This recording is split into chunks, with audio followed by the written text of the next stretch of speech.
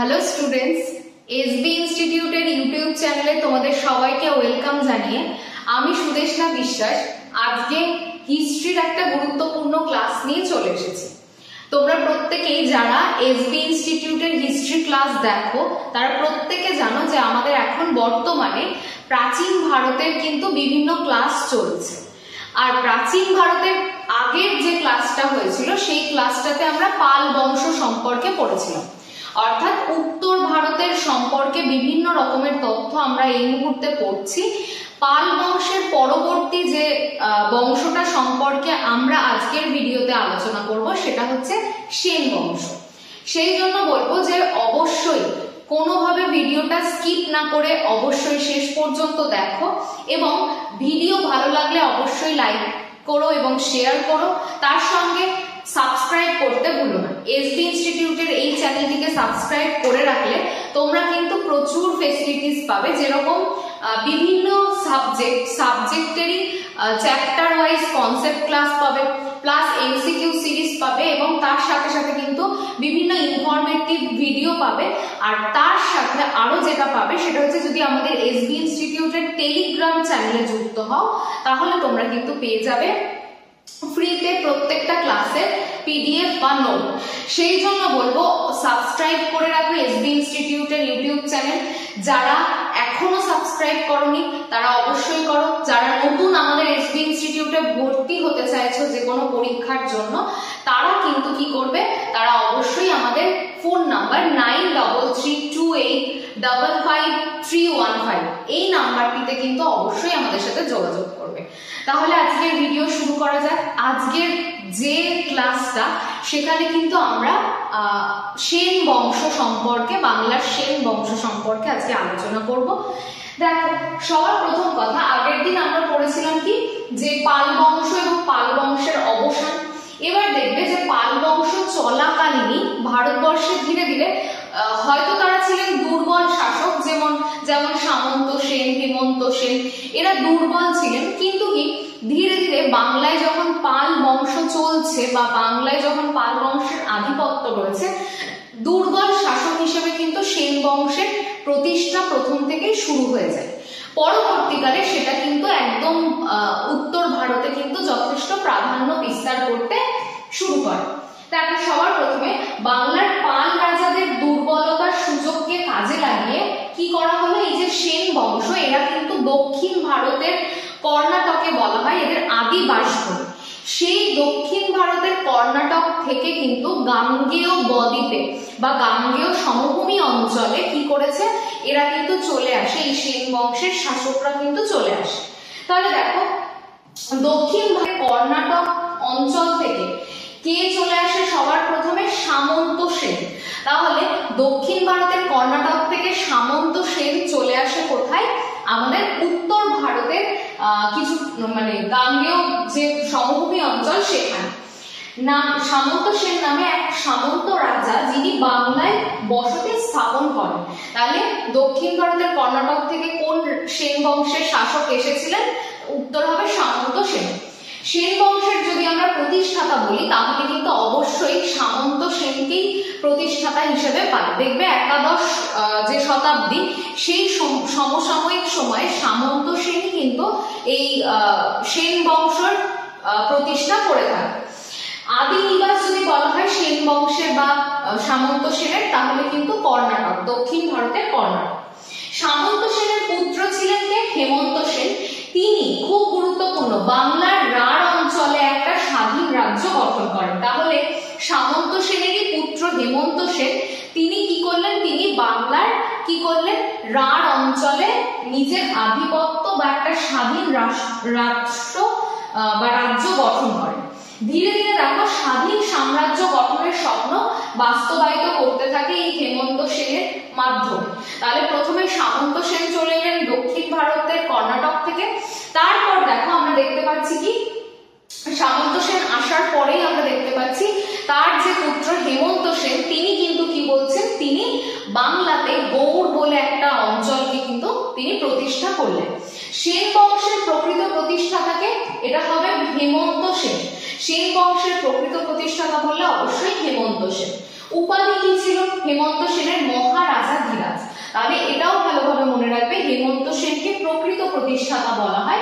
সেন বংশের শুধু যদি প্রতিষ্ঠাতা বলে তাহলে উত্তর হয়ে যাবে সামন্ত সেন। পরে দেখো কি বলছে, সবার প্রথম যে স্বাধীন রাজা ছিলেন আমাদের সেন বংশের সেটা কে ছিলেন, সেটা ছিলেন দেখো বিজয় সেন। সময়টা খেয়াল করো, 1098 থেকে 1158 খ্রিস্টাব্দে হেমন্ত সেনের মৃত্যুর পর তার সুযোগ্য পুত্র বিজয় সেন বাংলায় একটা সার্বভৌম স্বাধীন সেন সাম্রাজ্য গঠন করেন। তাহলে এখান থেকে কিন্তু আমরা 3টে প্রশ্ন পেলাম। যদি বলে সেন বংশের প্রতিষ্ঠাতাকে, উত্তর হচ্ছে সামন্ত সেন। সেন বংশের প্রকৃত প্রতিষ্ঠাতাকে, হেমন্ত সেন। যদি বলে যে সেন বংশকে স্বাধীনভাবে প্রতিষ্ঠা করেন কে, তাহলে উত্তর হয়ে যাবে কিন্তু যে বিজয় সেন। সেন বংশের প্রথম স্বাধীন রাজা হলেন কিন্তু এই বিজয় সেন। তাহলে সেন বংশের প্রথম স্বাধীন রাজা বিজয় সেন, কারণ তিনি কিন্তু কি করেছিলেন, সেন বংশকে স্বাধীন এবং সার্বভৌম হিসেবে কিন্তু তিনি তুলে ধরতে পেরেছিলেন, যেগুলো কিন্তু আগের যে শাসকরা মানে সামন্ত সেন, হেমন্ত সেন তারা কিন্তু সেভাবে পারেননি। তারপর দেখো কবি উমাপতি ধর রচিত দেওপাড়া লিপি থেকে দেখবে প্রত্যেকটা রাজা এবং তার সমসাময়িক বিভিন্ন ঘটনাবলী আমরা হয় কোনো গ্রন্থ থেকে জানতে পারি, নইলে কোনো শিলালিপি থেকে জানতে পারি। সেই রকমই একটা খুবই গুরুত্বপূর্ণ শিলালিপি হচ্ছে কি দেওপাড়া লিপি, যেটা সেখান থেকে, সেটা কার রচিত, উমাপতি ধরের রচিত। তাহলে উমাপতি ধরের রচিত দেওপাড়া লিপি থেকে আমরা বিজয় সেনের বীরত্বের কাহিনী এবং রাজ্যজয়ের কাহিনী জানতে পারি। তাহলে এই জায়গাটা খুব ভালো করে পড়বে যে প্রথম সেন বংশের স্বাধীন রাজাকে, স্বাধীন সার্বভৌম বিজয় সেন। যদি বলে যে কোথা থেকে তার বিষয়ে আমরা জানতে পারি, তাহলে অবশ্যই উত্তর দিতে হবে যে দেওপাড়া লিপি থেকে জানতে পারি, উমাপতি ধরে। এরপরে দেখতে পাবে আরো একটা ইনফরমেশন, সেটা হচ্ছে বিজয় প্রশস্তি। কার লেখা, শ্রীহর্ষের। তাহলে উমাপতি ধর এবং শ্রীহর্ষের বিজয় প্রশস্তি রচনা থেকে আমরা বিজয় সেনের রাজত্বকাল সম্পর্কে ধারণা পাই। তাহলে বিজয় সেনের রাজত্বকাল থেকে আমরা কি, কোথা থেকে ধারণা পাচ্ছি রাজত্বকাল সম্পর্কে, একটা পাচ্ছি উমাপতি ধর এবং শ্রীহর্ষের বিজয় প্রশস্তি থেকে, আরেকটা কোথা থেকে পাচ্ছি উমাপতি ধরের দেওপাড়া লিপি থেকে। এই দুটো জায়গা থেকে বিজয় সেনের সম্পর্কে আমরা কিন্তু বিভিন্ন ধারণা পেয়ে থাকি। তিনি এই যে বিজয় সেন, ইনি দেখো কতটা আধিপত্য বিস্তার করতে পেরেছিল। তিনি প্রথমে গৌড়, তারপরে কামরূপ, তারপরে কলিঙ্গ, তারপরে মগধ, তারপরে মিথিলার রাজাদের পরাজিত করে ক্ষুদ্র সেন রাজ্যকে বিশাল সাম্রাজ্যে পরিণত করেন। তাহলে বিজয় সেনের প্রচেষ্টাতেই ধীরে ধীরে সেন সাম্রাজ্য কিন্তু বিস্তার লাভ করতে থাকে। কোন কোন জায়গা দখল হলো, গৌড় হলো, কামরূপ হলো, কলিঙ্গ হলো, মগধ হলো এবং মিথিলা। এই সমস্ত ক্ষুদ্র ক্ষুদ্র জায়গাগুলোকে যুক্ত করে একটা বিশাল সাম্রাজ্য কিন্তু তৈরি করলেন কে, বিজয় সেন। পরেরটা দেখো, তিনি এই যে বিজয় সেন, তার সময় কিন্তু রাজধানী কটা ছিল, দুটো ছিল। একটা হচ্ছে পূর্ব ভাগে, একটা পশ্চিম ভাগে। কি কি ছিল দেখো, রাজধানী যদি দেখি, বিজয় সেনের রাজধানী দুটি, একটা হলো পূর্ববঙ্গের কি বিক্রমপুর। তাহলে একটা রাজধানী ছিল পূর্ববঙ্গের বিক্রমপুর, আরেকটা হলো পশ্চিমবঙ্গের বিজয়পুর। তাহলে নামের সাথে এখানে দেখতে পাবে মিল পাবে। বিজয় সেনের রাজধানী কোথায়, বিজয়পুর আর বিক্রমপুরে ছিল, একটা পূর্ববঙ্গ একটা পশ্চিমবঙ্গে। এরপর দেখো তার 60 বছরের রাজত্বকালকে বাংলার ইতিহাসে শান্তি ও স্থিতির যুগ হিসেবে চিহ্নিত করা হয়। তার মানে তিনি যে 60 বছর ধরে যে রাজত্বটা করেছেন, সেই সময়টাতে পুরো বাংলাটাতে একটা শান্তি এবং স্থৈতিক ব্যাপার, সবসময় যে অরাজকতা, চঞ্চলতা, অস্থিতিশীলতা এরকম না, সবসময় একটা শান্তি বিরাজ করছিল এই যুগটাতে বা এই সময়কালটাতে। তাহলে এখান থেকে একবার ভালোভাবে দেখে নাও কি কি আমরা পয়েন্ট পেয়ে যাচ্ছি। বিজয় সেন যদি বলে যে সেন বংশের প্রথম স্বাধীন রাজাকে, তাহলে উত্তর হয়ে যাচ্ছে বিজয় সেন। যদি আমাদেরকে জিজ্ঞেস করে বিজয় সেনের সম্পর্কে কোথা থেকে আমরা ইনফরমেশন পাই বা রাজত্বকাল সম্পর্কে জানতে পারি, একটা উমাপতি ধরের দেওপাড়া লিপি থেকে, আরো আরেকটা জানতে পারি, সেটা কোথা থেকে জানতে পারি, সেটা হচ্ছে জানতে পারা যায় শ্রীহর্ষের বিজয় প্রশস্তি থেকে। শ্রীহর্ষের কোথা থেকে, বিজয় প্রশস্তি থেকে। আর কি দেখো, বিজয় সেনের দুটো রাজধানী ছিল, কি কি, সেটা পূর্ববঙ্গের বিক্রমপুর আর পশ্চিমবঙ্গের বিজয়পুর, এই কটা। তিনি কি করলেন, তিনি ধীরে ধীরে নিজেদের সাম্রাজ্যটাকে বৃদ্ধি করলেন, যেমন কি গৌড়, কামরূপ, তারপরে দেখো কলিঙ্গ, মগধ, মিথিলা এই জায়গাগুলোকে যুক্ত করলেন। আর তার সময়কালে বাংলাতে কিন্তু একটা অনাবিল শান্তি বিরাজ করছিল, তাহলে এটাও কিন্তু মনে রাখতে হবে। এরপর দেখো এরপর রয়েছে বল্লাল সেন, সময়কাল 1158 থেকে 1179 খ্রিস্টাব্দ পর্যন্ত, অর্থাৎ বিজয় সেনের মৃত্যুর পর তারই সুযোগ্য পুত্র বল্লাল সেন কোথায় বসলেন, সেন বংশের সিংহাসনে বসলেন। তিনি রাজত্ব দখলের বদলে রাজ্য সুরক্ষা নীতিতে অধিকতর মনোযোগী ছিলেন।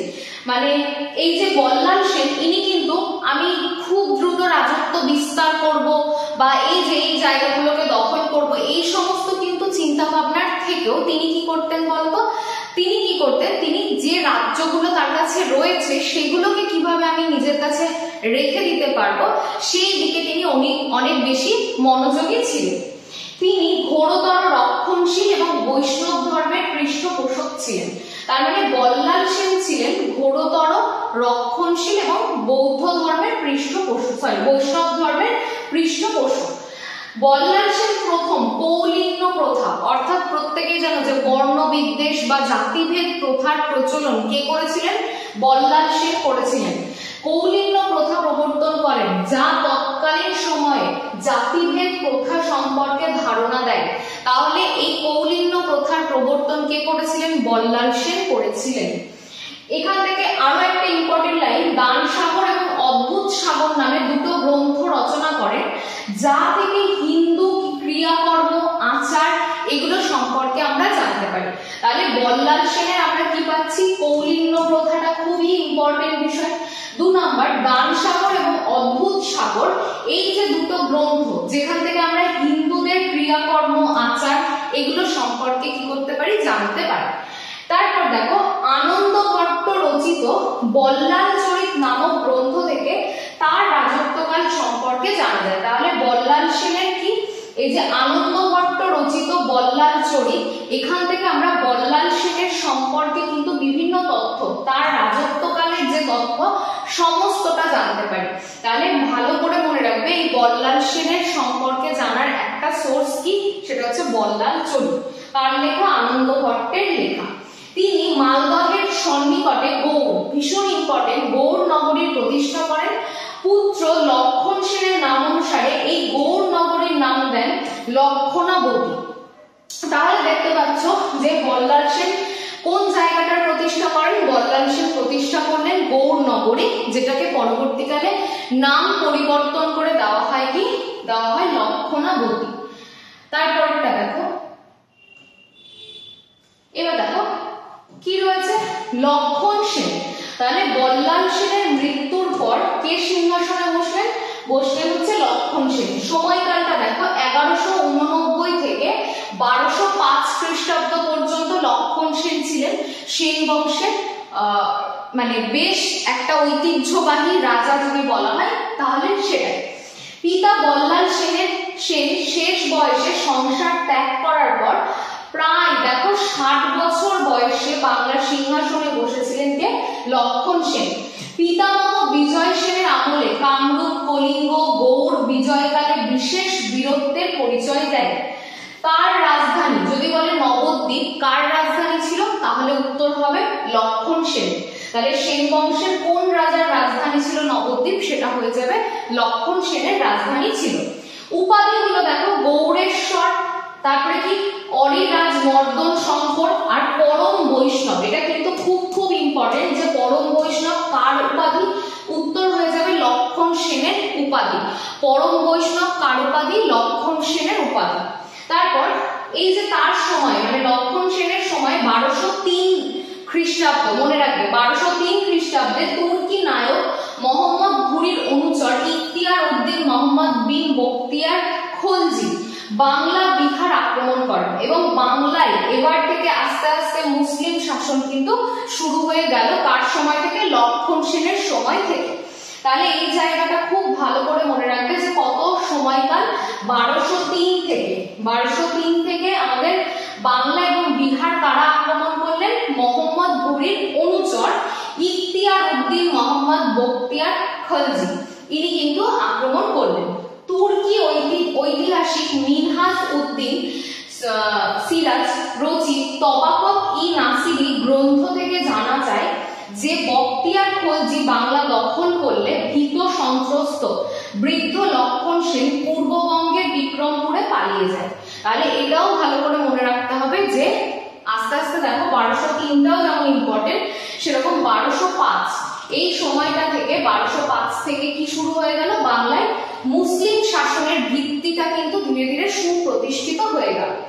তুর্কি ঐতিহাসিক মিনহাজ উদ্দিন সিরাজ রচিত, ভীষণ ভালোভাবে মনে রাখবে, তবাকাত-ই-নাসিরি এই গ্রন্থটা থেকে আমরা জানতে পারি যে বখতিয়ার খলজি বাংলা ধীরে ধীরে দখল করলে লক্ষণ সেন কোথায় পালিয়ে যায়, পূর্ববঙ্গের বিক্রমপুরে পালিয়ে চলে যায়। বখতিয়ার খলজি বিক্রমশিলা বিশ্ববিদ্যালয়, সোমপুরি এবং ওদন্তপুরী বিহার ধ্বংস করে। ভীষণ ভালো করে মনে রাখবে, যখন থেকে মুসলিম শাসন আমাদের ভারতবর্ষে শুরু হলো, তারা কিন্তু হিন্দুদের বিভিন্ন জায়গাগুলোকে ধীরে ধীরে ধ্বংসস্তূপে পরিণত করতে শুরু করলো। তাহলে বখতিয়ার খলজি কোন কোন জায়গা, বিক্রমশিলা বিশ্ববিদ্যালয়, সোমপুরি বিহার, ওদন্তপুরী বিহার, প্রত্যেকটা শিক্ষা প্রতিষ্ঠানগুলো ধীরে ধীরে তারা ধ্বংসস্তূপে পরিণত করেছে। দেখো তার রাজসভায় খুব ইম্পর্টেন্ট, লক্ষণ সেনের রাজসভায় বিরাজ করত পঞ্চরত্ন। কারা কারা তোমরা প্রত্যেকেই জানো, গীত গোবিন্দ রচয়িতা জয়দেব, তাহলে গীত গোবিন্দের রচয়িতা কে, জয়দেব। পবনদূতের রচয়িতা ধৈ।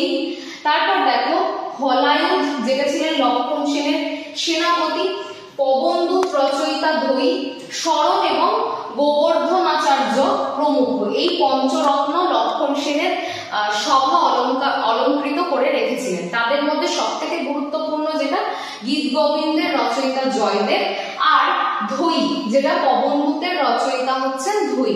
আর তার সাথে এটাও মনে রাখবে হলায়ুধ কে ছিলেন, লক্ষণ সেনের ছিলেন হচ্ছে সেনাপতি। পরেরটাতে দেখো কি বলছে যে লক্ষণ সেনের মৃত্যুর পর তার দুই পুত্র বিশ্বরূপ সেন এবং কেশব সেন, যদিও তারা ছিলেন কিন্তু খুবই দুর্বল শাসক, যেহেতু এই সময় থেকে ভারতবর্ষে আস্তে আস্তে আস্তে আস্তে মুসলিম শাসন প্রতিষ্ঠা হতে শুরু করে দিয়েছিল, সেই জন্য কিন্তু এই সময় থেকে একটা সাংঘাতিক সংকট তৈরি হচ্ছিল। তাহলে এখানে মনে রাখবে যে লক্ষণ সেনের মৃত্যুর পর তার দুই পুত্র বিশ্বরূপ সেন এবং কেশব সেন বাংলা শাসন করলেও কেশব সেনের মৃত্যুর পর সেন বংশের যেমন একদিকে জবনিকা পতন ঘটে, অন্যদিকে ভারতে তথা বাংলায় মুসলিম শাসনের পথ প্রশস্ত হয়ে ওঠে। তাহলে এটা খেয়াল রাখবে, সেন বংশের শেষ রাজাকে, সেন বংশের শেষ রাজা হচ্ছে কেশব সেন। তাহলে কি কি বললাম, যে সেন বংশের শেষ রাজার নাম মনে রাখবে কেশব সেন। আর কি আসতে পারে, যে কেশব সেনের আগে লক্ষণ সেনের দুই পুত্র ছিলেন, 1230 খ্রিস্টাব্দ পর্যন্ত তারা বাংলা শাসন করেছেন, কিন্তু সেইভাবে তাদের আধিপত্য বিস্তার হয়নি, কারণ ভারতে সেই সময় থেকে মুসলিম শাসনটা কিন্তু শুরু হয়ে গেছে। তাহলে এই হচ্ছে আমাদের সেন বংশের শেষ অংশটুকু আমরা করলাম। এরপর থেকে ধীরে ধীরে একদম ভারতে মুসলিম সাম্রাজ্য কিন্তু বিস্তার লাভ করতে শুরু করে। তাহলে এই আজকের ক্লাসের আলোচনা ছিল বাংলার সেন বংশ সম্পর্কে। যারা ভিডিও দেখছো অথচ লাইক করছো না, তাদেরকে বলবো প্লিজ তোমরা লাইক করো, চ্যানেলকে মানে ভিডিওগুলোকে শেয়ার করো। যারা প্রথম ভিডিও দেখছো তারা চ্যানেলটিকে অবশ্যই সাবস্ক্রাইব করো, যারা এসবি ইনস্টিটিউটের প্রথম ভিডিও দেখছো। তাহলে এইটুকু তোমাদের কাছে আমি অনুরোধ জানাবো যে তোমরা অবশ্যই মন দিয়ে প্রস্তুতিগুলো নাও, সামনে প্রচুর এক্সাম আসছে। প্রত্যেকেই জানো যে পঞ্চায়েতের কিন্তু ফর্ম ফিল আপ শুরু হয়ে যাবে, এতদিন রেজিস্ট্রেশন হয়েছে, জুন থেকে ফর্ম ফিল আপ শুরু হয়ে যাবে। তাহলে একদমই অপেক্ষা না করে অবশ্যই যত দ্রুত সম্ভব ভালোভাবে প্রস্তুতি করো এবং সামনের দিকে এগিয়ে চলো, এটাই তোমাদের কাছে প্রার্থনা করব। আর এটাই বলবো যে অবশ্যই তোমরা কিন্তু ভিডিও দেখো, মন দিয়ে পড়াশোনা করো। আর যদি কেউ ভাবো যে এসবি ইনস্টিটিউটে এসে পড়তে চাইছো, তাহলে অবশ্যই আমাদের নাম্বারে কিন্তু ফোন করে যোগাযোগ করতে একদম ভুলো না। তাহলে আজকে এই পর্যন্তই, দেখা হচ্ছে পরবর্তী ভিডিওতে। অসংখ্য ধন্যবাদ।